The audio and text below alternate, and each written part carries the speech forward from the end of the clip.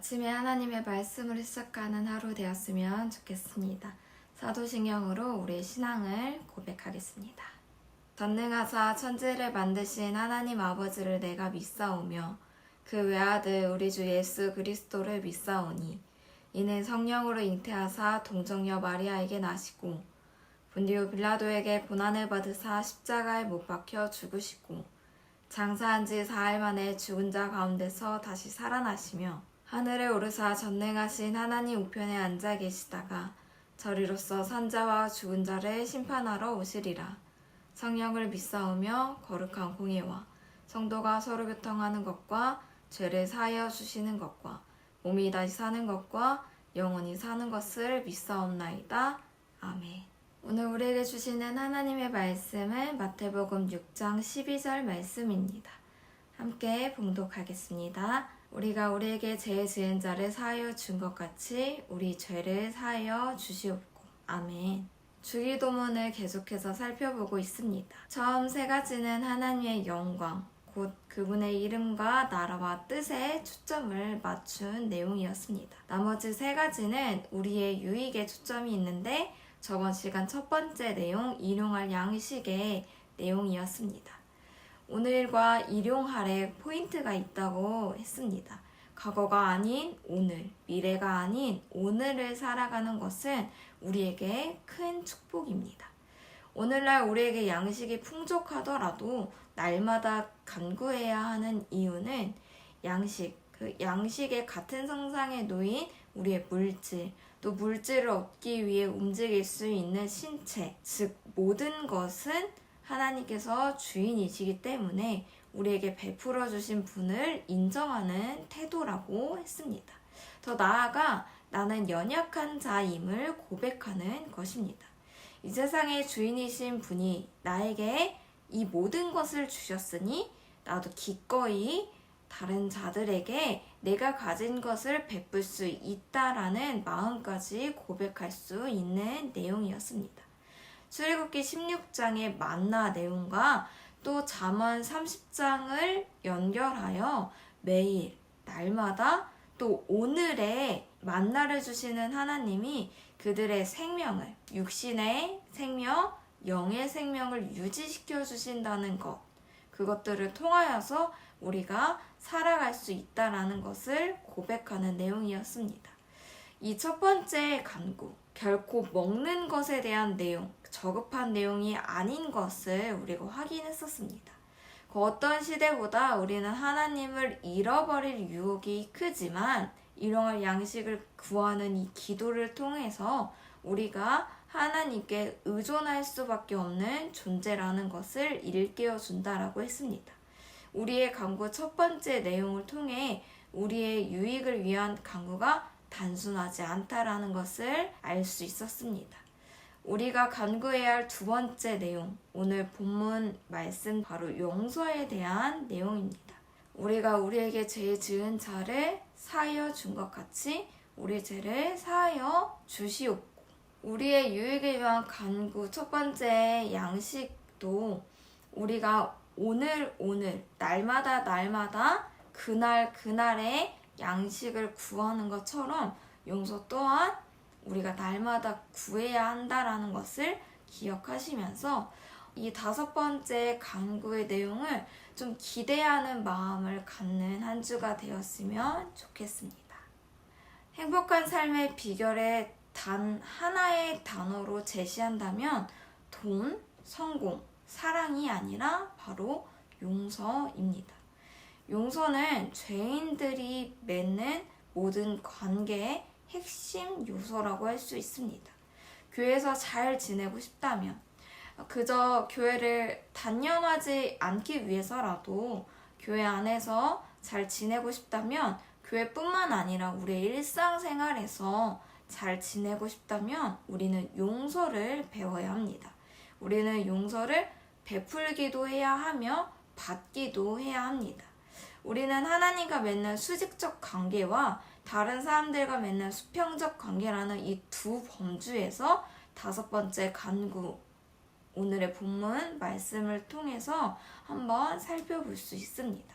그래서 하나님께서 우리에게 베풀어 주신 용서, 또 우리가 다른 사람들과 베풀기도 하고 받아야 하는 용서를 우리가 함께 이 두 가지 용서의 개념을 주기도문의 5번째 강구를 통하여서 살펴보고자 합니다.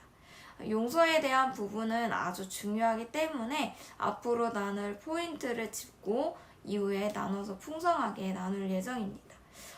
우리는 이 5번째 간구에서 용서에 대한 내용을 다룰 것인데, 우리가 받아야 할 용서와 우리가 베풀어야 할 용서가 있다라는 것을 짚고 넘어갈 것입니다.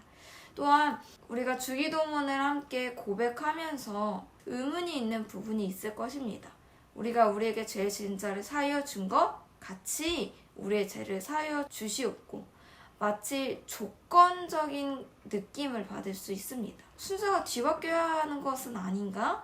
라는 의문이 드실 수 있습니다. 이 부분에 대해서 우리가 앞으로 차근차근 한번 살펴볼 예정입니다. 한국어 성경 마태복음 6장 12절은 죄라고 번역되어 있습니다. 영어 성경을 살펴보면 마태복음 6장 12절에 빚, 마태복음 6장 14절엔 잘못, 또 평행복문인 누가복음 11장 4절엔 죄라는 표현을 사용하고 있습니다. 이 단어들은 대체로 같은 의미를 지니고 있습니다. 같은 의미라고 할 수 있습니다. 영어 성경에 나오는 이 빚, 잘못, 죄라는 단어가 단수형이 아니라 복수형으로 기록되어져 있다는 점이 아주 주목해야 할 점입니다. 우리가 날마다 자비의 빚진 자로 살아갑니다. 우리가 이 사실을 알고 믿고 있는지, 우리가 필요를 날마다 간구해야 하듯 우리의 죄도 날마다 용서받아야 한다라는 것을 믿고 있는지 우리가 한번 짚고 넘어가야 할 내용입니다. 저번 시간 양식을 위해 날마다 기도하는 것처럼 용서에 대해서도 우리가 날마다 기도하는 이유가 여기에 있습니다. 우리는 이미 구속받아 정결해지고 의롭다 하심을 받았는데 왜 계속 용서를 구해야 하는 건가? 이런 질문이 있을 수 있습니다. 우선 우리는 여전히 죄를 지으며, 심지어 반복적인 죄를 지으며 살아갑니다. 우리가 계속해서 빚진 자로 살기 때문에 의로 인한 회개, 용서에 대한 내용이 아닌 날마다 죄를 짓는 이 부분으로 인하여서 우리가 날마다 죄를 용서해 달라는 간구를 해야 한다는 것입니다. 용서에 대한 부분은 참으로 중요합니다. 그래서 이 부분은 한 번에 다루기보다는 여러 번 나눠서 깊고 풍성하게 나눌 예정입니다. 이렇게 우리의 용서에 대한 부분을 다룰 터인데, 우리가 받아야 할 용서와 우리가 베풀어야 할 용서, 우리가 이 부분에 대해서 깊게 나눌 것이고, 순서가 마치 뒤바뀐 것은 아닌가라는 생각을 할 수 있습니다. 하나님의 용서가 먼저인데 우리가 우리의 죄를 용서하여 준 것 같이 우리의 죄를 용서해 달라고 하는 이 부분에 대한 의문과 또 궁금증이 있을 것입니다.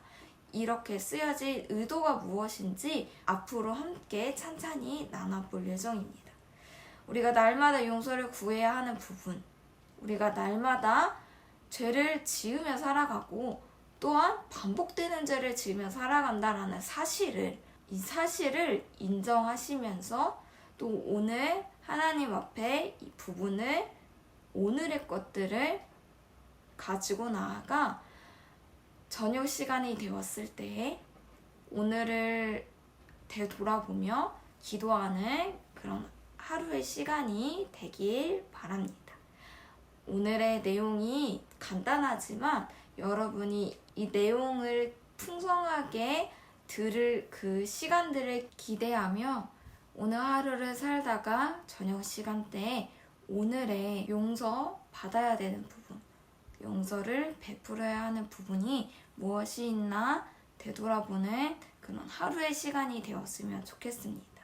우리 주기도문을 천천히 곱씹으며 기도하시면서 오늘의 내용을 마치도록 하겠습니다. 하늘에 계신 우리 아버지여, 이름이 거룩히 여김을 받으시오며 나라가 임하옵시며 뜻이 하늘에서 이루어진 것 같이 땅에서도 이루어지이다. 오늘 우리에게 일용할 양식을 주시옵고 우리가 우리에게 죄 지은 자를 사하여 준 것 같이 우리 죄를 사하여 주옵시고 우리를 시험에 들게 하지 마시옵고 다만 악에서 구하시옵소서. 나라와 권세와 영광이 아버지께 영원히 있사옵나이다. 아멘.